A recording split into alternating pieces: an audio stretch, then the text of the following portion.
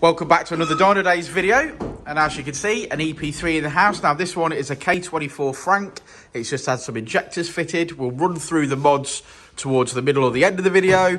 We're mapping this today on a K Pro, so let's see what power we make. Let's get on with it.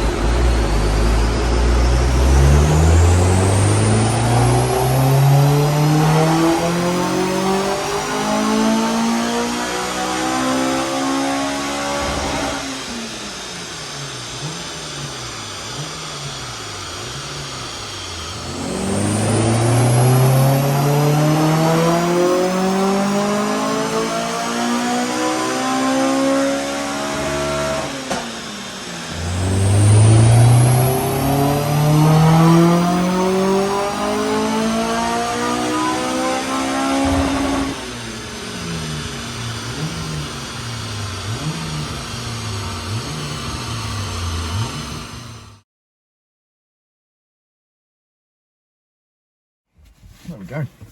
Come back a little bit cold this morning, I think. It is a bit cold, ain't it? Yeah, it's just stood out there for a few minutes. Thought I feel a bit cold. It felt early this morning.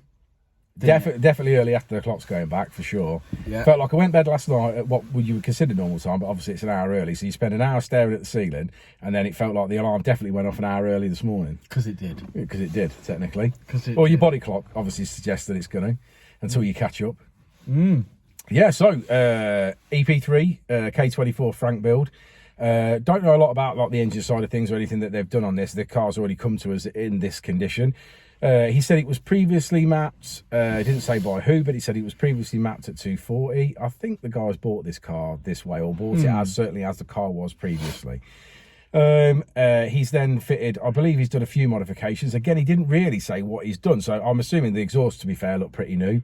And the inlet manifold looked different, so I'm assuming at this point he's put a different inlet manifold on a different fuel rail and he's changed the exhaust, is what I think he's done from the previous. But we map it when it gets here, don't yeah, we? exactly, from the previous map. We suggested that obviously that the original EP3 injectors were not going to be good enough at this point, that we wanted to fit some 550s, so we fitted some Bosch 550s this morning, and then obviously started tuning.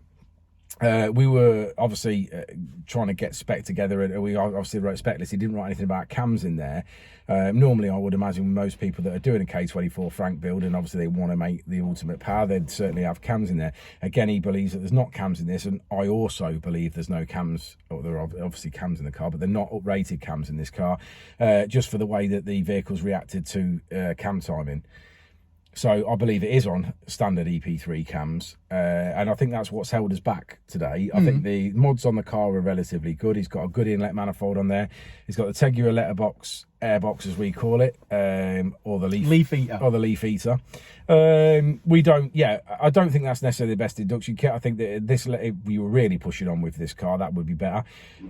He's got a Jap speeder or a TypeR 4-to-1 manifold, and he's got the TypeR 70mm. Now, both of those mods in normal form are really, really good, but with the extras 400cc, I really would, if I was pushing hard for power on this, I would go with the Solid Fab big bore manifold, and I would go with a Solid Fab 3-inch exhaust. I think that would make... Or Luke at LA yeah, Fab. or Luke at LA Fab. Some beautiful kit. But again, it got to be 2-inch primaries, got to be 3-inch collector on the manifold, got to be 3-inch exhaust.